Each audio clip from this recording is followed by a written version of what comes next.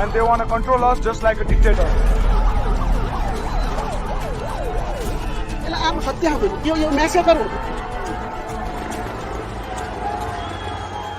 शायद western media की तरह नेपाल की ओली सरकार ने भी सोचा होगा कि काठमांडू में जो स्ट्रीट प्रोटेस्ट हो रहे हैं वो सोशल मीडिया बैन के खिलाफ प्रदर्शन है और कुछ गोलियां कुछ मौतें नेपाल के जवानों के गरम खून को ठंडा कर देंगी।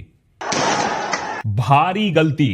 पीएम ओली सरकार के क्रैकडाउन के 24 घंटे के अंदर अंदर पूरी कहानी अब नेपाल में बदल चुकी है, क्योंकि जो गुस्सा था वो सोशल मीडिया बैन से ज्यादा करप्शन, नेपो बेबीज और सरकार के एब्सोल्यूट इकोनॉमिक फेलियर के खिलाफ था। सरकार ने अंदाजा नहीं लगाया था कि उनका एक्शन, उनकी गोलियां 19-20 मौतों के वजह से उनके घरों को आग लगा दिया जाएगा, उन्हें हेलीकॉप्टर से अपनी जान बचाकर भागना पड़ेगा। खुद प्रधानमंत्री ओली 24 घंटों के अंदर उनको इस्तीफा देना पड़ेगा। काठमांडू के ऊपर मंडराते हुए हेलीकॉप्टर्स, प्रोटेस्टर्स के ऊपर गिरते हुए टियर गैस, नेपाली युवाओं के साथ अब पूरे देश का हो जाना इस बात का संकेत था कि सिर्फ होम मिनिस्टर, एग्रीकल्चर मिनिस्टर के इस्तीफे से नहीं चलेगा, प्रधानमंत्री ओली को जाना होगा, तभी जाकर एक बड़ा बदलाव आ पाएगा नेपाल में।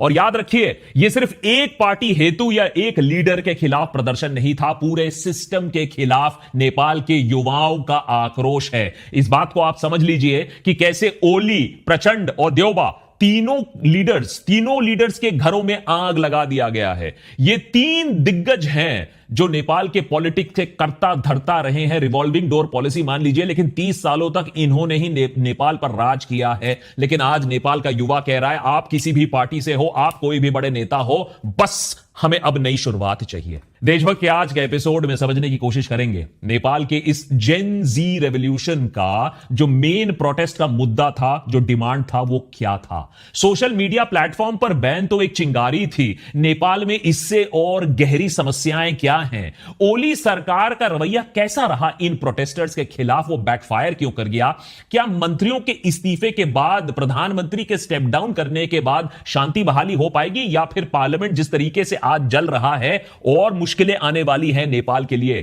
क्या इन प्रोटेस्ट के पीछे कोई पॉलिटिकल हाथ है, कोई इंटरनेशनल विदेशी पावर है, या ये स्टूडेंट ड्रिवन, यंगस्टर ड्रिवन था, और क्या इस रेवोल्यूशन के बाद अब नेपाल श्रीलंका और बांग्लादेश के रास्ते जा रहा है। नेपाल में कॉन्स्टिट्यूशनल मोनार्की खत्म हुए और नया संविधान लागू हुए अब 10 साल हो चुके हैं, लेकिन आम नेपालियों की जिंदगी में अभी भी कोई खास बदलाव नहीं आया है। इकोनॉमिक ग्रोथ अभी भी स्लो है, फॉर्मल सेक्टर में इंप्लॉयमेंट अपॉर्चुनिटीज ना के बराबर हैं, मजबूरन हर साल हजारों नौजवानों को, नेपालीज को देश से बाहर जाना पड़ता है रोजगार की तलाश में, और वहां भी कईयों को सिर्फ मीनियल जॉब्स ही मिल पाते हैं। इसके ऊपर जब लोग इतनी दिक्कत में हैं, उस समय रूलिंग एलीट जो है वो करप्शन में कंप्लीटली लिप्त है, जनता से उसका कनेक्ट टूट चुका है और अय्याशी की जिंदगी राजा महाराजा की तरह नेतागणों की चल रही है। ऐसे हालत में जब सारे पॉलिटिकल पार्टी से भरोसा उड़ गया हो, आर्थिक हालत तंग हो गई हो और एग्जिस्टिंग सिस्टम से फ्रस्ट्रेशन होना फिर लाजमी ही है। इस गुस्से और फ्रस्ट्रेशन को नेपाली युवा बीते कुछ समय से सोशल मीडिया पर शेयर कर रहे थे, वहां अपनी आवाज उठा रहे थे।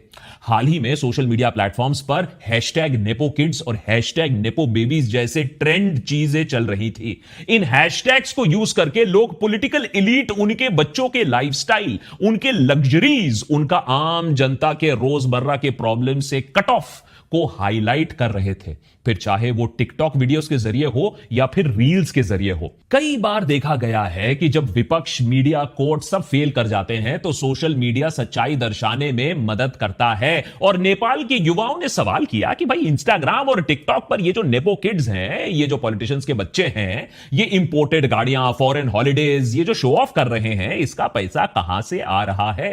तो पॉलिटिशियंस हो, उनका एरोगेंस हो, उनका करप्शन हो, उनके बच्चों की अय्याशी हो, इस वजह से एक डीप डिसकंटेंट नेपाल के यूथ में हफ्तों से बढ़ रहा था, लेकिन यह डिसकंटेंट अभी भी ऑनलाइन था। लेकिन पिछले हफ्ते नेपाल की सरकार ने एक ऐसा कदम लिया जिससे यह गुस्सा सोशल मीडिया से बाहर निकलकर सड़कों पर आ गया। 4 सितंबर को नेपाल की सरकार एक डायरेक्टिव लाती है जिसमें Facebook, Instagram, Reddit, x, YouTube जैसे 26 सोशल मीडिया प्लेटफॉर्म्स पर बैन लगा दिया जाता है। सरकार का कहना है कि इन कंपनीज ने ओपनली सरकारी ऑर्डर्स को मानने से, देश के कानून को रिस्पेक्ट करने से मना कर दिया है। इसीलिए सरकार को मजबूरन यह कदम उठाना पड़ रहा है in the interest of national security. अब नेता की सिक्योरिटी है, नेशनल सिक्योरिटी है, आप समझदार हो। वैसे तो नेपाल की सरकार कुछ टाइम से ही सोशल मीडिया पर अपना कंट्रोल जमाने की कोशिश कर रही थी। Online hate, fake news, cyber crime और मिस इंफॉर्मेशन जैसी चीजों को रोकने के लिए यह ऑफिशियल वर्जन, ऑफिशियल एक्सक्यूज यही है।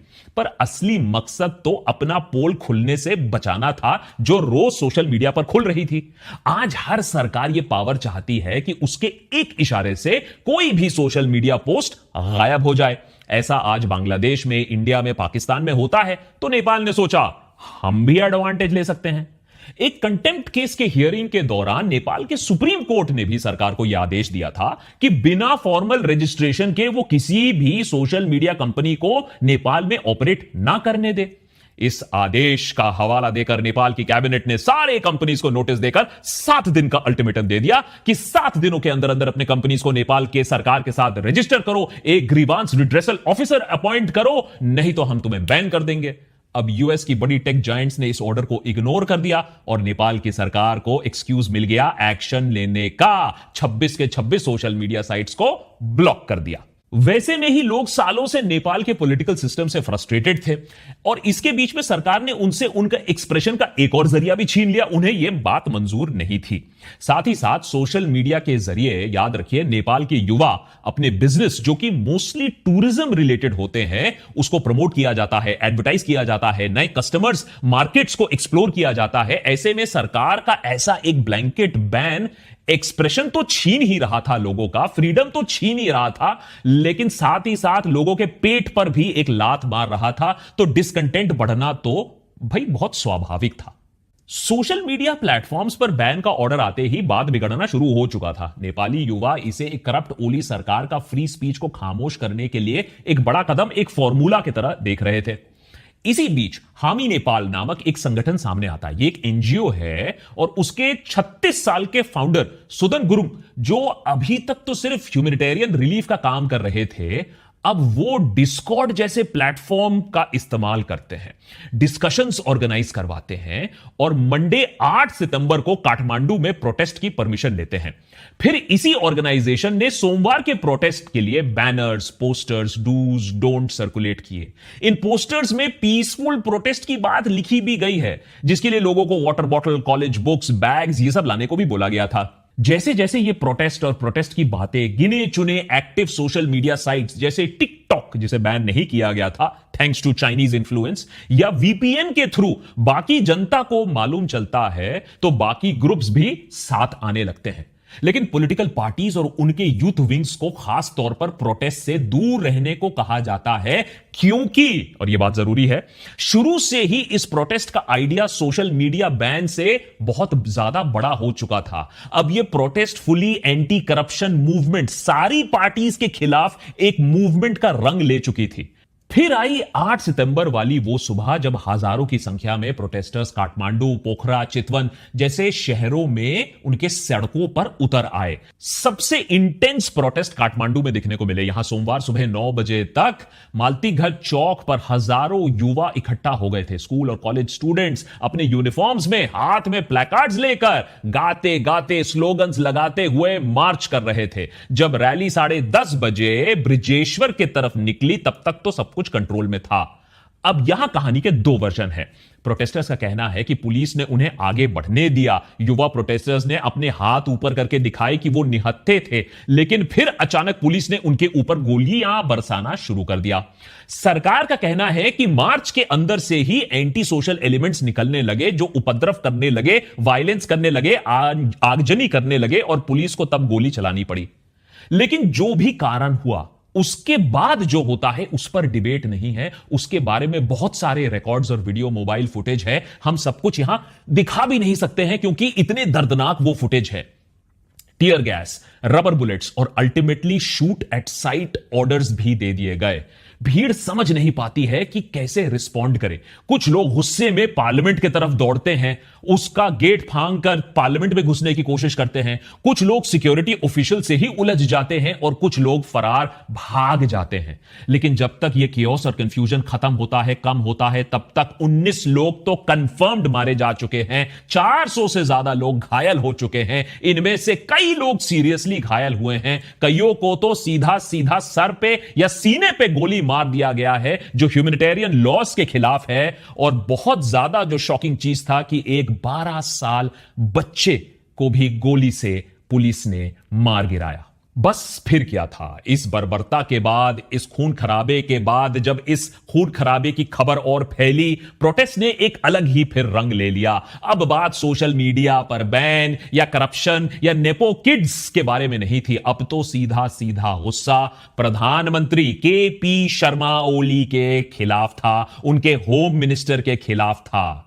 आखिर इस सरकार ने एक दिन में 19 लोगों की जानें ली थी, बच्चों पर गोलियां चलाई थी। इसे माफ नहीं किया जा सकता है। मरने वालों की संख्या 2006 के प्रोटेस्ट से भी ज्यादा थी। याद रखिए, वो प्रोटेस्ट, वो महान प्रोटेस्ट जिसमें किंग ज्ञानेंद्र को स्टेप डाउन करना पड़ा था, जिसे एक पिविटल मोमेंट कहा जाता है नेपाल की हिस्ट्री में। यह कत्लेआम नेपाल के इतिहास में एक काला दिन बनकर दर्ज हो गया। लोगों का गुस्सा उफान पर देखते हुए पहले तो होम मिनिस्टर ने अपना इस्तीफा दे दिया शाम आते आते। रात तक सोशल मीडिया प्लेटफॉर्म्स पर भी बैन हट जाता है, लेकिन तब तक बहुत देर हो चुकी होती है। नेपाल ने अपने इतिहास में आज तक कई मूवमेंट्स, कई प्रोटेस्ट देखे हैं, चाहे वो 1950s की बात हो, 1990s की बात हो या 2006 की बात हो, लेकिन कभी भी नेपाल के स्टेट ने, नेपाल की सरकार ने एक दिन में इतना बड़ा क्रैकडाउन नहीं किया है। कभी भी एक दिन में 19 लोगों की मौतें नहीं हुई है। ऐसा कुछ नेपाल में आज तक किसी ने देखा न सोचा था। जाहिर सी बात है कि अब जो गुस्सा आया उससे ओपिनियन कंप्लीटली स्प्लिट हो गया। कुछ लोग प्रोटेस्ट्स और इंटेंसिफाई करने की मांग करने लगे, वहीं कुछ लोगों ने कहा कि हम बहुत ट्रॉमेटाइज्ड हो चुके हैं, अब बातचीत कर लेते हैं। लेकिन तब तक जो स्टूडेंट्स थे, जो यंगस्टर्स थे, वो कुछ सुनने के मूड में नहीं थे। होम मिनिस्टर घटना की जिम्मेदारी लेते हुए रिजाइन तो कर देते हैं। शाम तक सरकार एक प्रोब कमिटी भी ऑर्डर कर चुकी होती है, जो काठमांडू और बाकी जगहों जो वायलेंस हुआ था उसकी जांच करेगी। देर रात तक प्राइम मिनिस्टर ओली खुद बयान देते हैं। उन्होंने कहा कि नहीं नहीं, हम प्रोटेस्टर्स के खिलाफ नहीं है, लेकिन उसमें इन्फिल्ट्रेटर्स घुस गए थे जो इसको पूरा वायलेंट बना देते हैं और पुलिस को गोली चलानी पड़ी। हमें इस जेनजी के डिमांड्स के साथ कोई प्रॉब्लम नहीं है, हम उनके खिलाफ नहीं है, मिसअंडरस्टैंडिंग हो चुकी है। लेकिन ये सारी बातें अब बेकार हो चुकी थी। सबको पता था कि ये जो गोलियां चली थी इन्फिल्ट्रेटर्स की वजह से नहीं, सरकार की वजह से चली थी। ये प्री सैंक्शनड प्रोटेस्ट थे। सरकार को पता था प्रोटेस्ट होने वाला है, प्रॉपर इंतजाम उन्होंने नहीं किए थे। और इन्फिल्ट्रेटर्स पर ब्लेम लगा के कोई फायदा नहीं है। गोलियां चली हैं, बच्चे मरे हैं, बदला तो लेना होगा। 9 बजे की सुबह तक प्रोटेस्टर्स का डिमांड क्लियर हो चुका था। उन्हें सीधा सीधा प्रधानमंत्री का इस्तीफा चाहिए था। Oli was declared unfit to lead और उनका रेजिग्नेशन इस प्रोटेस्ट की कोर डिमांड बन जाती है। साथ ही साथ देश के पूरे पॉलिटिकल एलिट जो डायनेस्ट्स बनकर एक के बाद एक पावर में आ रहे थे, रिंगा रिंगा रोजेस खेल रहे थे, सबको कुर्सी खाली करनी पड़ेगी। इसी के साथ एक इंडिपेंडेंट, ट्रांसपेरेंट और इम्पार्शियल वॉचडॉग इंस्टीट्यूशन की स्थापना की भी मांग होने लगी, जो करप्शन, अब्यूज ऑफ पावर और इनजस्टिस के लिए जो ऑफिशियल्स हैं उनको अकाउंटेबल ठहराएंगे। मंगलवार को भी प्रोटेस्टर्स भारी संख्या में काठमांडू की सड़कों पर आने लगे। उस समय तक भी भाई ओली सरकार सोच रही थी कि एक इनडेफिनिट कर्फ्यू लगा दिया जाए तो सिचुएशन अंडर कंट्रोल आ जाएगा। लेकिन लोगों की मूवमेंट तब तक शुरू हो चुकी थी, उनकी गैदरिंग शुरू हो चुकी थी, डेमोन्स्ट्रेशंस और प्रोटेस्ट शुरू हो चुके थे। सरकार बहुत लेट हो चुकी थी। लोगों का जो उफान था अब वो किसी कर्फ्यू से भी रुकने वाला नहीं था।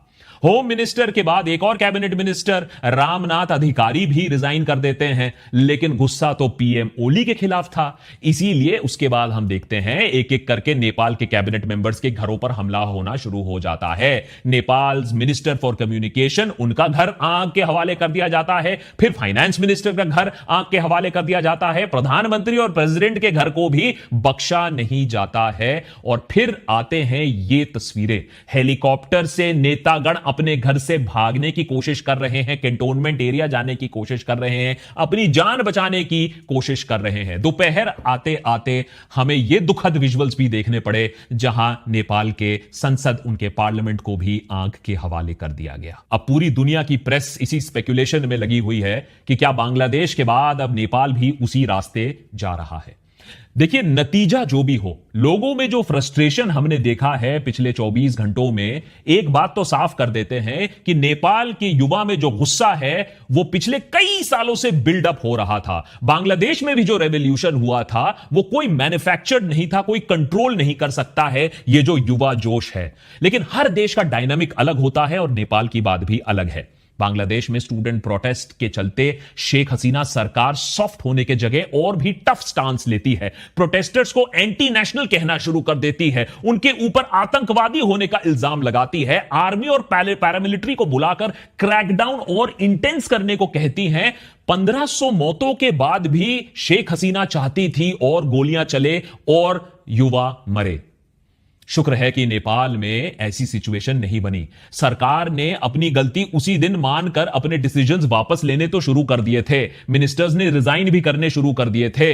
अभी तक जेनजी प्रोटेस्टर्स और उनके डिमांड्स को डिस्क्रेडिट करने के लिए किसी ने उन्हें सीआईए या टेररिस्ट तक तो नहीं बुलाया है। तो क्लियरली नेपाल के ओली सरकार ने शेख हसीना सरकार की जो गलतियां हैं उससे कुछ सीख तो ली है। अभी भी प्रधानमंत्री ओली कह रहे हैं कि मैंने इसलिए स्टेप डाउन किया है जिससे एक पीसफुल पॉलिटिकल रेजोल्यूशन हो पाए। इन दी एंड नेपाल हो या दुनिया का और कोई भी देश हो, नई पीढ़ी के एस्पिरेशंस को इस तरीके से कुचलोगे ना तो वो नई पीढ़ी एक दिन फटेगी और तब 24 घंटों के अंदर अंदर अच्छों की ना सिस्टम टाइट हो जाएगी। नेपाल के पास एक मौका है श्रीलंका और बांग्लादेश के एक्सपीरियंस से सीख लेकर और हालात और ज्यादा ना बिगड़े उससे पहले एक समझौता करने का, उससे पहले एक अंडरस्टैंडिंग करने का, जिससे नेपाल एक नए रास्ते पर निकल पड़े। अब एक्सपर्ट्स आपको इस पे कॉन्स्पिरेसी थियरी भी बताएंगे कि कैसे विदेशी ताकतें इसमें इन्वॉल्व हैं, फॉरेन पावर्स इन्वॉल्व है। लेकिन जब नेता टाइप लोग देश को बेच खाएंगे, आपस में पावर इस तरीके से शेयर करते रहेंगे, तो किसी विदेशी ताकत की जरूरत आपको पड़ती नहीं है। देशभक्त पर हम पूरी तरीके से नेपाल के युवाओं के साथ है। उनके प्रोटेस्ट की वजह से आज सोशल मीडिया पर बैन हट चुका है, ओली सरकार का रेजिग्नेशन हो चुका है। अब करप्शन, नेपो बेबीज को हटाने का समय आ गया है। कुछ ही दिनों में नेपाल अपने नेशनल डे को सेलिब्रेट करेगा, 19 सितंबर, वो दिन जब 10 साल पहले उसने अपना नया संविधान अडॉप्ट किया था। वो दिन जब नेपाल एक constitutional monarchy with unitary system से हटकर एक फेडरल पार्लियामेंट्री रिपब्लिक बनता है। अब आप सोच के देखिए, अगर उस दिन तक भी सारे पार्टीज मिलकर अपनी गलतियां मानकर अपना करप्शन एक्सेप्ट करके एक ट्रांसपेरेंट इन्वेस्टिगेशन को मंजूरी दे दे, तो नेपाल के पास एक ऐतिहासिक मौका होगा एक रीस्टार्ट करने का, अपनी हिस्ट्री को बदलने का, शांतिपूर्वक, बिना किसी फसाद, बिना किसी और मौत के। तो अल्टीमेटली तो यह सारा मामला अब वो दिग्गज पॉलिटिकल लीडर्स के हाथ में है। क्या वो नेपाल को और भी जलता देखना चाहेंगे या वो साथ आकर अब अपना लालच खत्म करके पावर को हैंडओवर करना चाहेंगे टू द नेक्स्ट जनरेशन? और मैं ये नहीं बोल रहा हूं कि यह प्रोसेस आसान होगा, नहीं होगा, लेकिन जिस बदतर हालत में इतने सालों से नेपालीज हैं, जो यूथ है, उससे तो बेहतर ही होगा। यह सिचुएशन अभी भी काफी डेवलपिंग है, जैसे हम ये एपिसोड आपके लिए ला रहे हैं। Will keep tracking this episode. All the best to the youth of Nepal.